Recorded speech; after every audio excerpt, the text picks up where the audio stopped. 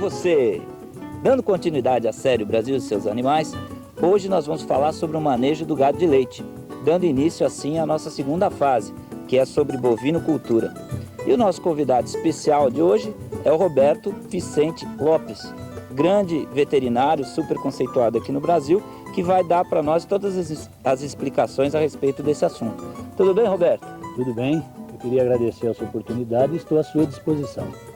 Roberto, quais as principais raças de gado leiteiro no Brasil? As raças leiteiras predominantes no Brasil, puras, é a raça holandesa, a raça Jersey em segundo lugar e a pardo suíça em terceiro lugar. Além das raças puras, nós temos as raças oriundas de cruzamento, que é o cruzamento da raça europeia com o zebuíno, que predomina a girolanda. Tem muito em Minas Gerais, no Brasil Central. Também nós temos em São Paulo muita girolanda. Também raças puras no Brasil, existem outras, mas em pequena quantidade, como a Guernsey. E falando particularmente a cada raça, a raça holandesa é uma raça que tem seu valor, ela é uma raça de alta produção de leite, é uma raça um pouco mais sensível quanto à adaptação a climas tropicais, mas é uma raça que tem a capacidade de alta produção de leite. A raça Jersey se destaca pelas suas características individuais, principalmente pela sua rusticidade, pela sua prolificidade, pela sua facilidade de parto. É uma raça que as características de pele e pelo, ela se adapta melhor a climas tropicais, porque ela tem a pele pigmentada. E em relação à temperatura, a Jersey, quando a temperatura atinge 30 graus, é que começa a aumentar a temperatura do corpo da raça Jersey, o que não acontece com as outras raças. E isso faz com que ela se sinta melhor em clima quente, não prejudicando a sua produtividade. Ela também é uma raça que tem casco escuro, tendo uma facilidade maior para caminhar, com maior resistência no casco.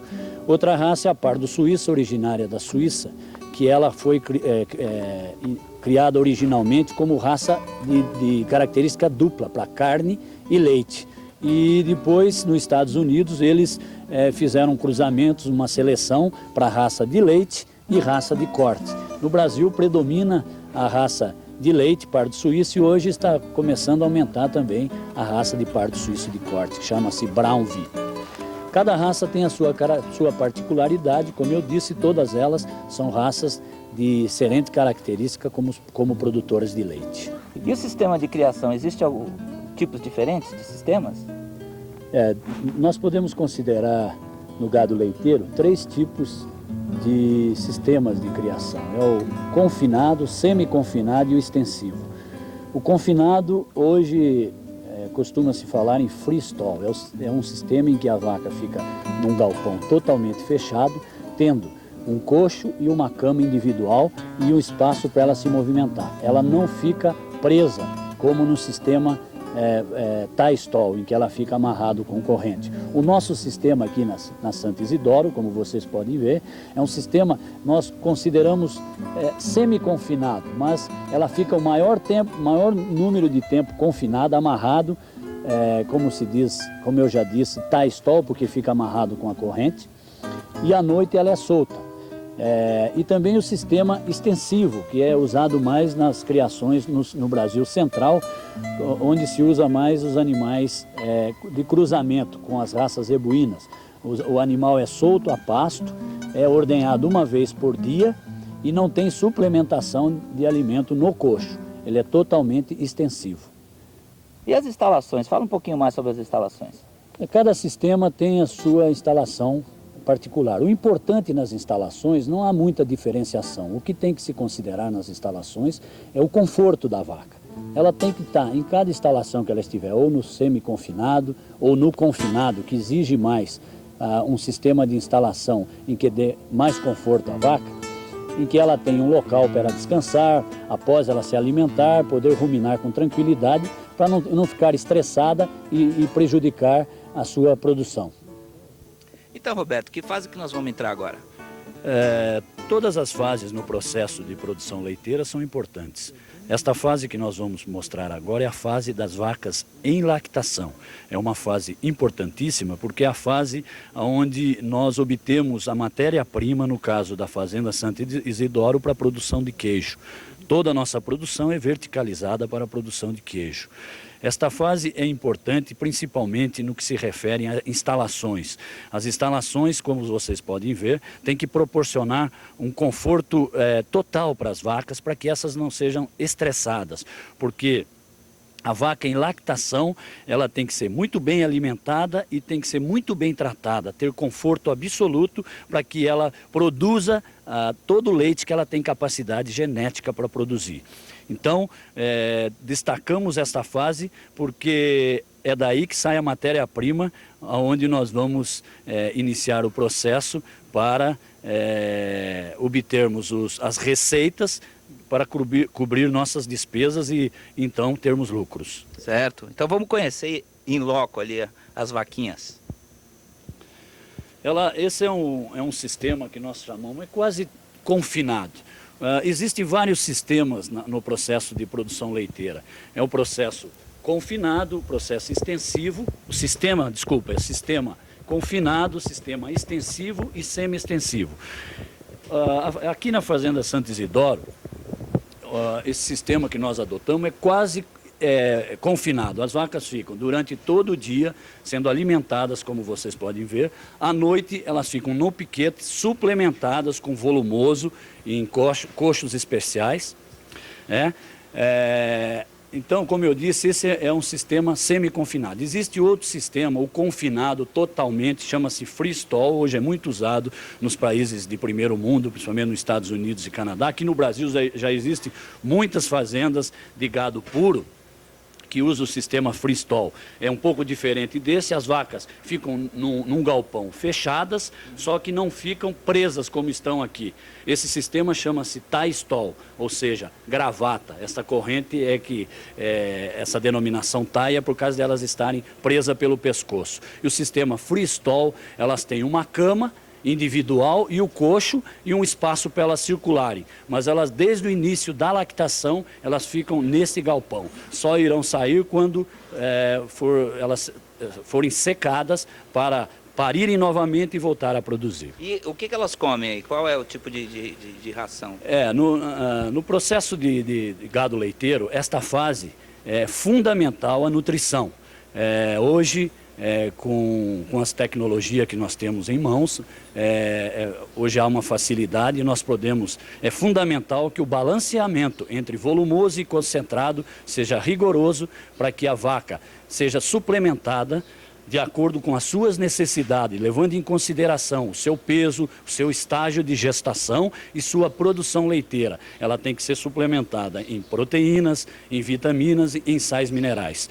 Ela é alimentada, uma parte é volumosa, ou seja, alimentos fibrosos, e concentrado, que é a ração. A mistura desses alimentos tem que fornecer a ela o necessário para ela produzir o leite de acordo com a sua capacidade genética. E essa capacidade é variável de animal para animal, dependendo do animal em si e também da genética. Certo. E essa ração, essa aqui, por exemplo, que eles estão comendo agora, que tipo de mistura que tem? Essa ração é silagem de milho. O processo usado para fazer este volumoso, nós cortamos o milho integral, o pé, mais ou menos quando ele está no estágio de 100 a 110 dias após o plantio, em que ele está numa fase, não é bem numa fase de pamonha, em que ele está numa fase de grão mole, mas com pouca quantidade de água. Isso é muito importante porque se você ensilar a fase de grão, em que eles têm muita água, a quantidade de matéria seca cai. É muito importante na alimentação do gado a matéria seca do alimento. E a silagem, essa silagem... Tudo bom, tá tudo muito bem, mas eu quero saber o seguinte, quando é que a novilha vira vaca? Como eu falei anteriormente, a novilha, após ser confirmada a prenhez, ela é transferida para um piquete maior, onde ela tem acesso ao pasto, mas também continua sendo suplementada Permanece aí durante os 9 meses de gestação, recebendo uma alimentação especial para que ela esteja em boas condições de saúde, para o bezerro crescer, desenvolver bem no seu útero e ela estar bem preparada para começar a sua fase de lactação. É nesse momento, quando ela pare e vai para o estábulo para começar a fase de lactação, é que ela passa a se chamar vaca. E o manejo da vaca em lactação? A vaca em lactação, ela é exigente quanto ao manejo.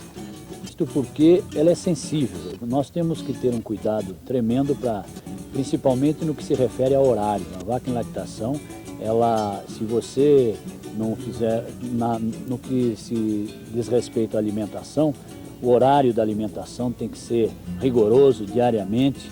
Ela tem que ter conforto quando ela está no estábulo, antes de ir para a sala de ordenha, para que ela possa se alimentar muito bem e também ter a sua ruminação com tranquilidade, para ela ter um aproveitamento total do alimento em que ela ingere.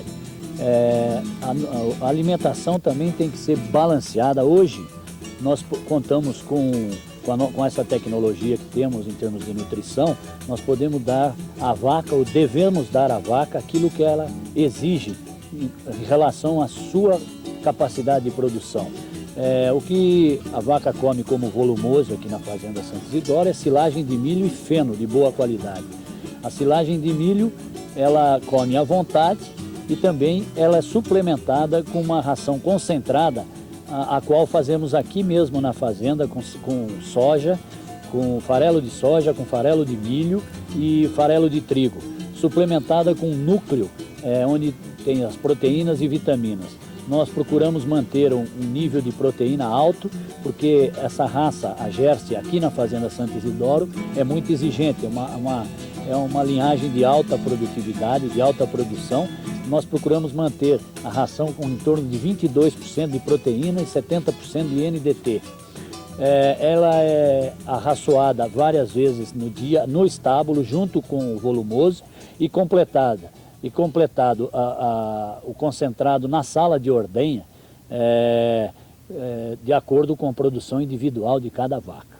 E os horários, assim, de quanto em quanto tempo se tira leite? Assim? O manejo da ordenha, aqui na Fazenda Santo Isidoro, nós adotamos 3 ordenhas, ou seja, uma ordenha a cada 8 horas. Esse horário deve ser rigoroso. Quando você muda uma alteração de 30 minutos ou 1 hora, a vaca percebe e a produção pode ser atingida por essa mudança de horário. É muito importante, falando em manejo de ordenha, não só no horário, a sala de ordenha deve ser rigorosamente controlado o ambiente. A vaca não deve ter estresse na sala de ordenha, ela deve ter tranquilidade. Isto porque o leite ele é liberado através de um hormônio chamado ocitocina, que é liberado no momento da ordenha. Se a vaca é estressada, ou seja, por pessoas estranhas se movimentando dentro da sala de ordenha, ou qualquer outro estresse que venha a acontecer, há uma liberação de adrenalina, inibindo a liberação desse hormônio, diminuindo a produção, ou seja, não alcançando aquela eficiência esperada da produção desta vaca.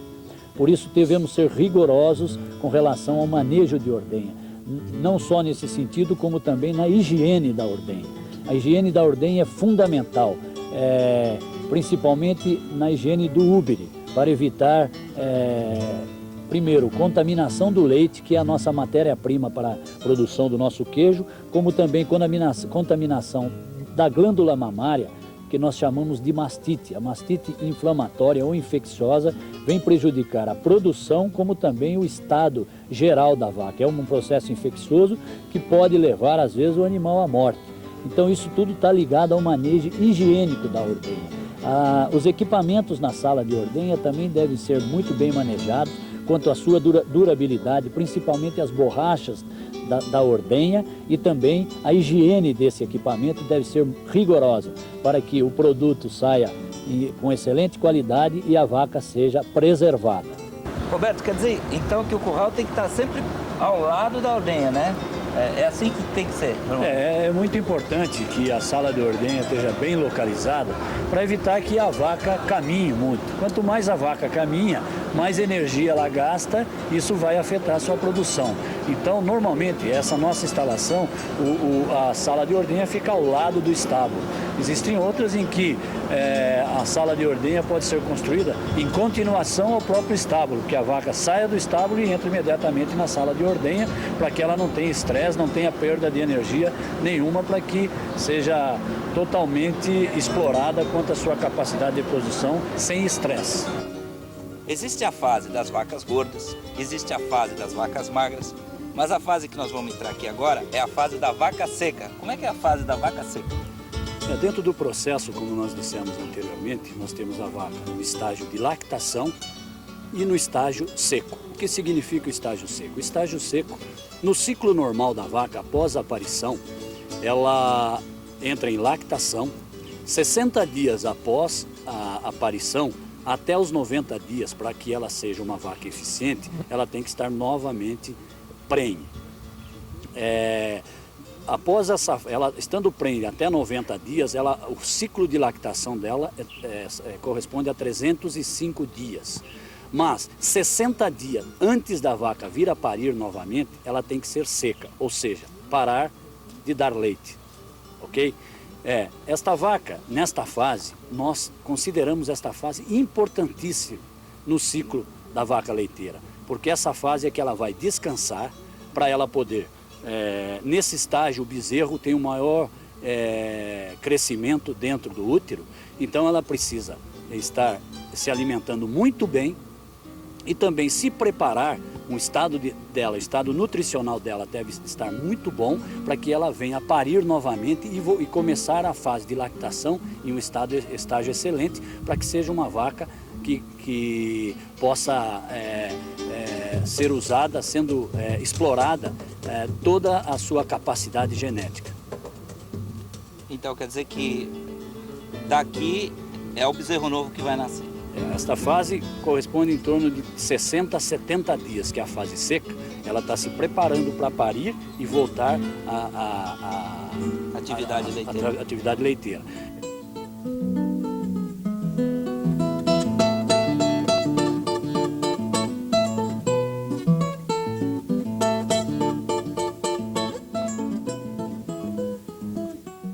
Quer dizer que se fizer tudo isso direitinho, a vaca não vai para o brejo, né? Não só a vaca não vai para o brejo, como trará bastante alegria ao dono da vaca, ao criador. Eu gostaria de destacar que a atividade leiteira, nós temos que considerá-la como uma empresa. Isso aqui é uma empresa e uma empresa tem que ter viabilidade econômica. Quando nós falamos que é muito importante esse manejo com a vaca leiteira, nós queríamos destacar o seguinte, que a nutrição é muito importante na vida da vaca, é uma das coisas principais, é a nutrição e também o manejo. Isso representa, em termos de porcentagem, para a eficiência total de uma vaca, 75% está ligado à nutrição e ao manejo e 25% está ligado à genética, não deixando a genética de ser muito importante também nesta atividade. Nós quando falamos em genética, falamos em melhoramento genético e seleção. O que significa? Melhoramento genético, você através da inseminação artificial, hoje que nós temos esse privilégio de ter a inseminação, que através da inseminação nós podemos, como nós fazemos aqui na Fazenda Santo Isidoro, nós adotamos com a inseminação artificial um sistema de acasalamento corretivo. O que significa isso? É que nós classificamos vaca individualmente para saber o que ela tem de defeito. Por quê? E colocamos nela touros que vêm corrigir esses defeitos. Você falou que 25% é de genética. Engraçado, né? Eu não vi nenhum touro aqui na fazenda. Vocês não usam mais touro? Hoje nós temos essa facilidade, esse privilégio de termos a inseminação artificial, que nos facilita muito. E eu gostaria de aproveitar essa possibilidade e dizer que também, quando eu falo em genética, eu falo em melhoramento genético. O que significa? Nós temos que trabalhar com a inseminação artificial. Hoje, com o trabalho das provas dos touros, os touros hoje são provados e nos dão em torno de 16 características em que o touro pode fornecer quando você insemina uma vaca. Ou seja, nós aqui usamos o acasalamento corretivo. Nós analisamos uma vaca nas características que eu citaria algumas, como angulosidade, vigor, característica de ubre, altura, largura, ligamento central, que são características em que são feitas provas nos touros e nós temos nas mãos essas características, ou seja, tal touro melhora a altura de úbere posterior ou ligamento de úbere anterior, pernas, angulosidade. Isso nos facilita para que a gente consiga, inseminando a vaca, analisando-a e vendo quais os defeitos mais graves que ela tem, colocando esses touros que melhoram essas características dela, fazer com que as novilhas ou as filhas dessas vacas venham superiores a ela. Isso é fundamental. Então, nós aqui não temos touros, porque você usando um touro na reprodução, você só consegue característica daquele touro. Se ele tem uma característica negativa, ele vai transmitir essa característica para o seu rebanho todo. Enquanto você usando a inseminação artificial, você pode usar vários touros no plantel. Hoje nós trabalhamos aqui com média de 10 touros, cada um com a sua característica individual em cada característica. Então isso é fundamental para que a gente tenha um melhoramento genético, porque a finalidade principal é conseguir sempre vacas de alta produtividade e eficiência. Quando eu falo também em melhoramento genético, nós não podemos esquecer da seleção.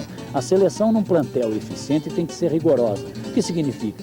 Em todo plantel existem vacas com dificuldade reprodutiva, vacas de produção baixa. Essas vacas devem ser automaticamente eliminadas, porque essas vacas dentro do plantel, elas vêm diminuir a eficiência desse plantel, ou seja, diminui a produtividade, porque elas não correspondem. Quando eu falei que uma vaca tem um período de 305 dias de lactação, mais 2 meses de vaca seca, ela tem, então, obrigatoriamente, para ela ser eficiente, dar um parto a cada 12 meses. Então, quando nós temos no plantel animais que não correspondem a essas características, nós temos que eliminá-lo. Isso é seleção. Seleção genética, melhoramento genético, nutrição e manejo, você fecha o círculo para que você tenha eficiência e alta produtividade. E a transferência de embrião, como é que funciona? A transferência de embrião é outra maravilha que adveio dessas tecnologias que nós estamos aí avançando cada vez mais na área de bovino de leite de corte. A transferência de embrião vem completar o melhoramento genético, ou seja, através da transferência de embrião, você pode chegar a um plantel altamente eficiente, com alta produtividade em menor tempo. Por quê? Porque o que nós fazemos? A transferência de embrião nada mais é do que você provocar uma superovulação numa vaca de excelente qualidade, produtiva, de tipo, e você faz com que ela produza não só um óvulo, através da ação de hormônios, ela vem ter uma superovulação, ela é inseminada, em vez de produzir um só bezerro dentro do útero, ela produz muitos bezerros. Nós temos aí já conhecimento de vacas que chegaram a produzir 30 a 40 embriões numa transferência, embriões de excelente qualidade. Você faz uma lavagem uterina, retira esses embriões e coloca em outras vacas preparadas no mesmo estágio uterino que está esta vaca doadora. Ou seja, você usa barriga de aluguel para que você tenha animais das mesmas características do touro que se inseminou a vaca doadora e da vaca doadora, que é de excelente qualidade. Você encurta nesse processo a sua eficiência em termos de animais de alta qualidade. E o controle sanitário? O controle sanitário é também de fundamental importância dentro do processo. Por quê? Porque através do controle sanitário é que nós prevenimos moléstias que possam vir a prejudicar a vida produtiva, reprodutiva da vaca. Isso através de vacinações contra doenças infecciosas que possam vir prejudicar esse processo de produção da vaca.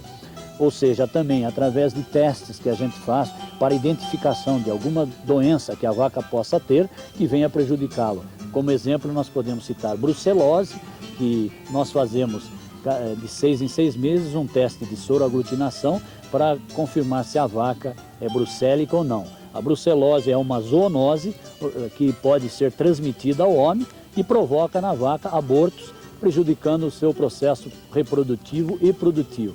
A tuberculose é outra zoonose que pode contaminar o homem. Então, quando o animal é submetido a esses testes e vir a ser positivo, ele tem que ser eliminado do plantel. As vacinações são feitas para prevenir certas doenças como a fitosa, clostridioses e outras também. Nós fazemos também prevenção através do controle sanitário de mastite, como vocês puderam ver, no momento da ordenha são feitos testes em que nós podemos descobrir se a vaca tem ou não mastite clínica ou subclínica. Então, o controle sanitário é fundamental para que a vaca tenha uma saúde perfeita para ser uma vaca eficiente dentro do processo de produção leiteira.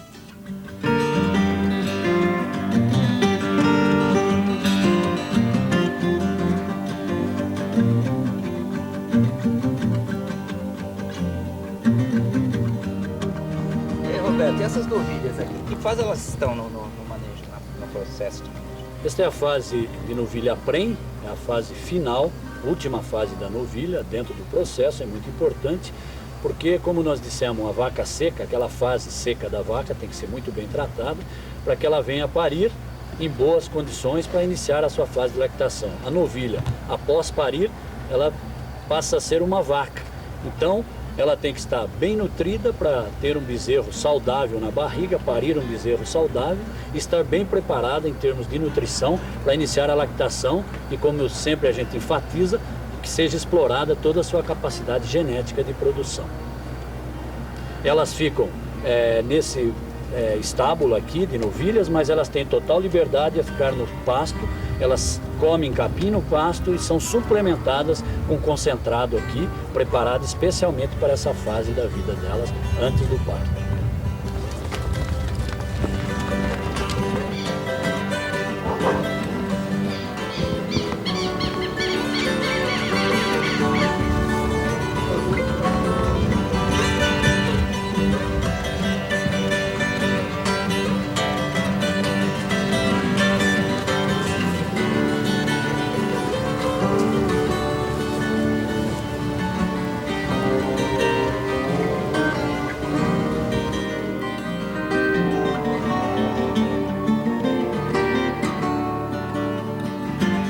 Bom, Roberto, eu gostaria de agradecer imensamente a sua participação no nosso programa e eu gostaria de lembrar também que o Roberto está à disposição de vocês para qualquer dúvida que vocês tenham com referência a esse assunto. E também ele é um veterinário experiente com relação a outros assuntos também. Então eu gostaria que você desse seu telefone para quem quiser entrar em contato para maiores informações com o Roberto.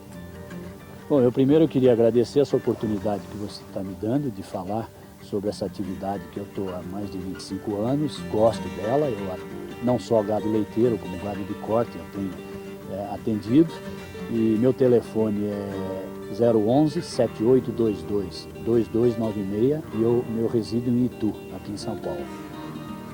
Eu gostaria de aproveitar essa oportunidade de alertar os órgãos governamentais para que abrissem os olhos para a atividade leiteira, porque dentro do contexto de nutrição humana, o leite é de primeira necessidade, principalmente para as crianças.